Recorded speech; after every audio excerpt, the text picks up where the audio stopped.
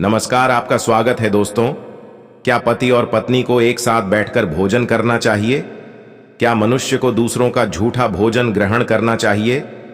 इस विषय में भगवान श्री कृष्ण ने बहुत महत्वपूर्ण बातें कही हैं जो प्रत्येक मनुष्य को अवश्य जान लेनी चाहिए ताकि उसे कभी अकाल मृत्यु तथा दुख दरिद्रता का सामना ऐन करना पड़े। दोस्तों, इस संसार के प्रत्येक प्राणी को अन्न की आवश्यकता होती है। अन्न से ही उसे ऊर्जा प्राप्त होती है। हर पशु के लिए अलग अलग प्रकार के अन्न की आवश्यकता होती है। पशु भी अन्न ग्रहण करते समय ईश्वर के नियमों का पालन ही करते हैं। इसी प्रकार से मनुष्यों के लिए भी भोजन के कई महत्वपूर्ण नियम बनाए गए हैं। यदि इन नियमों का पालन किया जाए तो मनुष्य को ईश्वर की कृपा प्राप्त होती है। हमारे शास्त्रों में भोजन करने की दिशा, भोजन के प्रकार, भोजन करने का सही समय विषयों में महत्वपूर्ण नियम बताए गए हैं। दोस्तों, भगवान श्री कृष्ण ने भागवत गीता में मनुष्य को भोजन करने संबंधी बहुत ही महत्वपूर्ण उपदेश दिया है। यह उपदेश मनुष्य की उन्नति करने वाला, दीर्घायु दिलाने वाला तथा सभी प्रकार के रोगों से मुक्त रखने वाला है। जिस शरीर को भगवान ने प्रदान किया है, उन्होंने ही इस शरीर को शुद्ध और स्वस्थ रखने के उपाय भी बताए हैं। जो मनुष्य भगवान श्री कृष्ण द्वारा बताए गए इन नियमों का पालन करता है, उसका शरीर सदैव शुद्ध, स्वच्छ और विकारों से दूर रहता है तथा सद्गति प्राप्त करने वाला बनता है। भगवान श्री कृष्ण ने भागवत गीता के माध्यम से मनुष्य को भोजन के प्रकार बताएं, क्रूर और राक्षसी बनती है और किस प्रकार का भोजन करने से मनुष्य सदाचारी, विनम्र और दूसरे के मैन पर विजय प्राप्त करने वाला बन जाता। मनुष्य जिस प्रकार का भोजन करता है, उसे उसी प्रकार का शरीर और विचार भी प्राप्त होते हैं। इसीलिए धन की देवी मैन लक्ष्मी की प्राप्ति के लिए भी मनुष्य को उचित भोजन सामग्री का ही चुनाव करना चाहिए। मनुष्य चाहे गरीब हो या धनवान हो, वह चाहे राजमहल में रहता हो या वैन में, उसे अपने शरीर की तृप्ति के लिए भोजन अवश्य ही करना चाहिए। परंतु इंद्रियों की लालसा में इतना भी उन्मत्त नहीं हो जाना चाहिए कि वह तामसिक एवं राजसिक आहार का सेवन करके क्रूर तथा निष्ठुर बन जाए।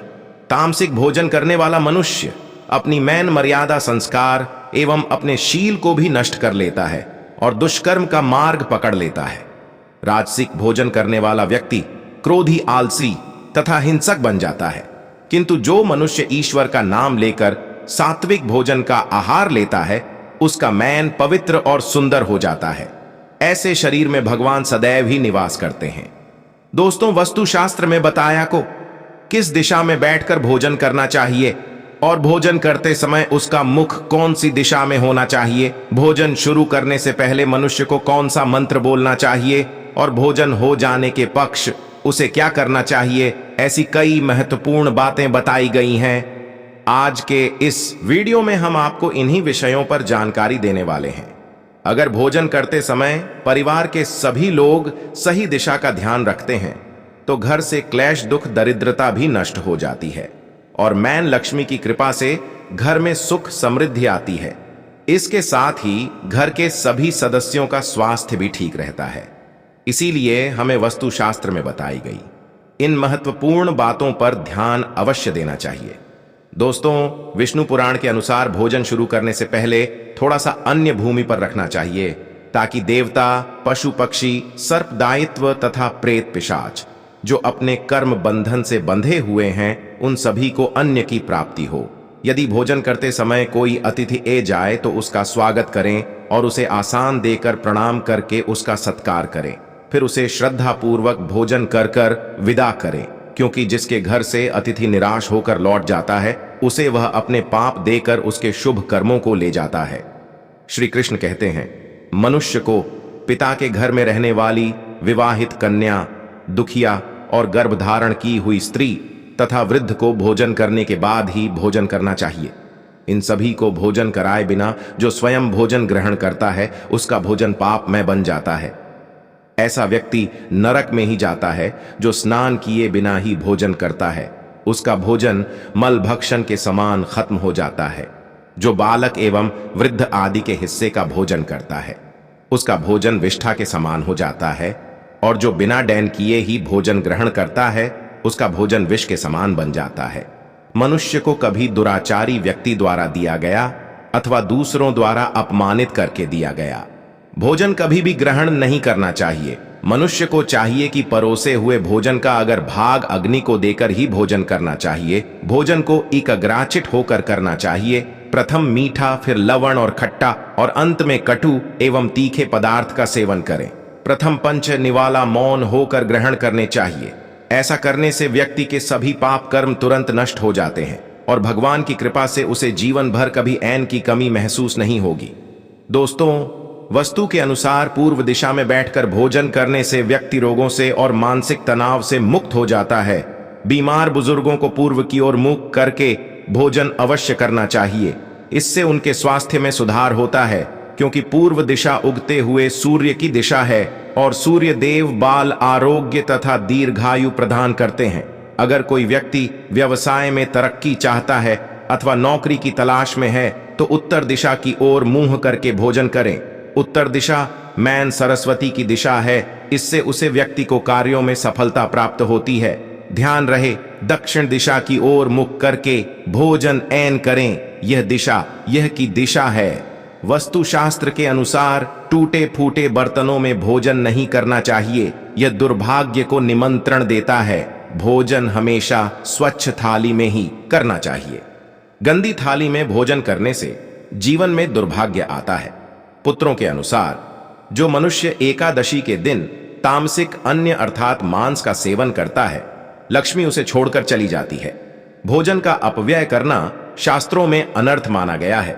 इसीलिए थाली में जितना आवश्यक हो उतना ही भोजन ले।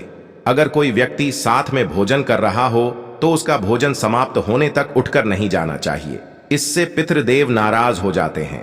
भोजन के बाद थाली में हाथ धोना अनुचित माना गया है। थाली में हाथ धोने से अन्य का अपमान होता है। भोजन के बाद थाली में हाथ धोने वाले लोग नीचे योनि में जन्म लेते हैं। सबसे महत्वपूर्ण बात, ध्यान रहे कि व्यक्ति को बिस्तर पर बैठकर कटाई भोजन नहीं करना चाहिए। ऐसा करने से व्यक्ति कई प्रकार के रोगों से ग्रसित हो सकता है। भोजन केवल जमीन पर आसान बेचकर उसे पर बैठकर ही करना चाहिए। भोजन करते समय दिशाओं का ध्यान रखना बहुत अवश्य होता है। यदि गलत दिशा में बैठकर अथवा गलत दिशा में मुख करके भोजन करने से व्यक्ति को उसके अनिष्ट कारक परिणाम प्राप्त होते हैं।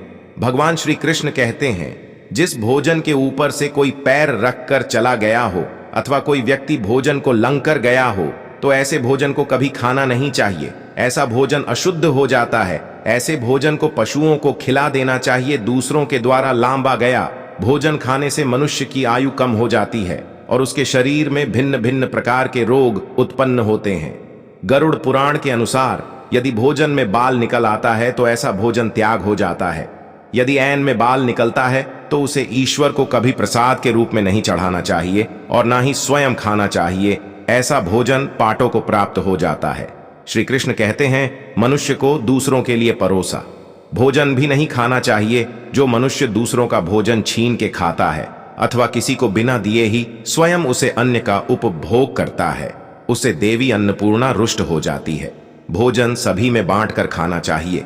दूसरों के हिस्से का भोजन करने से मनुष्य के पुण्य कर्म नष्ट हो जाते हैं। पवित्र आसान पर बैठकर अपने पैरों को भूमि पर रखकर पूर्व की ओर सूर्यभिमुख होकर अन्न ग्रहण करना ही सर्वोत्तम माना गया है। पूर्व भिमुख होकर भोजन करने से यश की प्राप्ति होती है और उत्तर की ओर मुख करके भोजन करने से सत्य की प्राप्ति होती है। दोनों हाथ, दोनों पैर तथा मुख को पानी से धोकर ही भोजन करना चाहिए।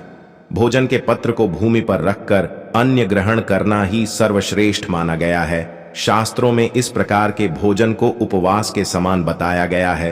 मनुष्य को क्रोध रहित होकर भोजन करना चाहिए। क्रोध किसी अवस्था में भोजन करने से भोजन का अपमान होता है और कई व्याधियों उत्पन्न होती है। यदि चित्त कहीं और हो तब भी भोजन नहीं करना चाहिए और गुस्से से भरे मैन से भी भोजन करना अशुभ होता है। जो जूते पहनकर भोजन करता है, इस प्रकार के भोजन को आसुरी भोजन कहा गया है। ठीक मध्य रात्रि में, ठीक मध्याह्न होने पर भी भोजन करना अशुभ माना गया है। यदि पेट खराब हो तब भी भोजन नहीं करना चाहिए। गिले वस्त्र पहन करके भी भोजन करना अशुभ होता है। दूसरों के लिए परोसा गया भोजन भी कभी नहीं करना चाहिए।